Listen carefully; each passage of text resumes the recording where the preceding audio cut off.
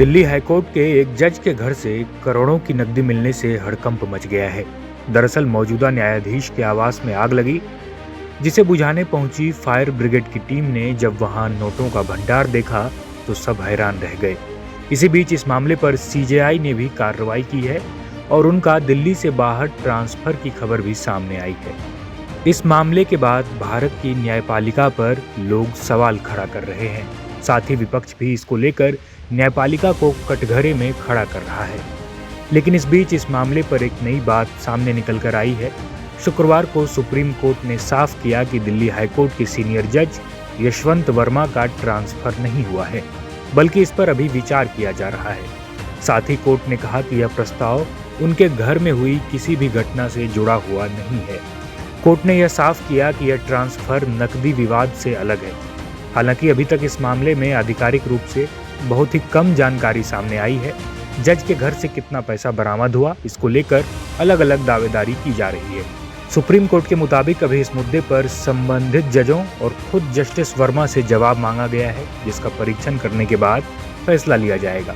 Justice Yashwant Verma Delhi high court में दूसरे सबसे सीनियर जज हैं और कॉलेजियम के सदस्य भी हैं। वहीं कांग्रेस नेता राशिद अल्वी ने इसको लेकर न्यायपालिका को जमकर खरी खोटी सुनाया है।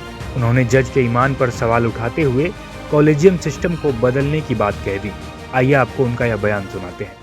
देखिए, जिस जज के घर से अथाह दौलत निकली हो, उसका पनिशमेंट सिर्फ ये है कि उसका तबादला कर दिया जाए। यानी इसका मतलब ये है कि पहले आपने दिल्ली के अंदर भ्रष्टाचार किया, लोगों को लूटा, अब आप जाके दूसरे हाई कोर्ट के अंदर यही काम करें। और अभी तक उनके जो फैसले आए हैं, जो जजमेंट्स आए हैं, कैसे यकीन कर लिया जाए कि वो ईमानदारी के साथ हुए हैं। जजेस को बगैर पार्लियामेंट के नहीं हटाया जा सकता, लेकिन अब जो हालात हैं उसमें भारत सरकार की जिम्मेदारी है कि इस कानून को बदलना पड़ेगा। इलाहाबाद हाई कोर्ट का एक जज मुसलमानों के खिलाफ खुलेआम बोलता है। दिल्ली का जज, उसके यहां से करोड़ों रुपया निकल रहा है, जो मीडिया की खबरें हैं। कलकत्ता का जज इस्तीफा देते ही बीजेपी ज्वाइन कर रहा है। लोगों का विश्वास अगर जुडिशरी पे से उठ गया तो देश के अंदर लोकतंत्र खत्म हो जाएगा।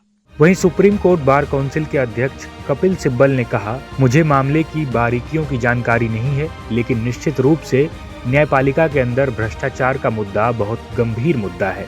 मुझे लगता है कि अब वक्त आ गया है कि सुप्रीम कोर्ट इस पर विचार करे कि नियुक्ति प्रक्रिया और अधिक पारदर्शी होना चाहिए। Bureau report, इंडिया.com।